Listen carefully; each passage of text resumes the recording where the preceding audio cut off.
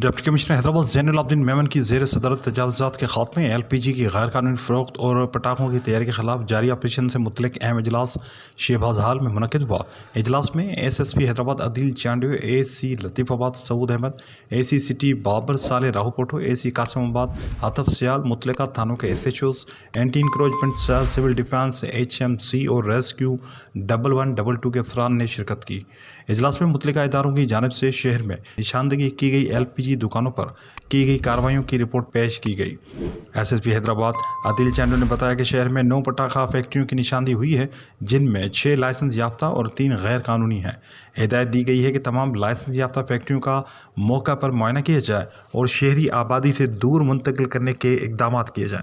LPG की शहरी आबादी में फ़रोख्त के ख़िलाफ़ भी सख्त कार्रवाइयाँ जारी रखने और गैर कानूनी दुकानों को फौरी सील करने की हिदायत जारी की गई। डिप्टी कमिश्नर हैदराबाद ने वाज़ेह किया कि SOP पर अमल न करने वालों के खिलाफ FIR से हरगिज़ गुरेज न किया जाएगा।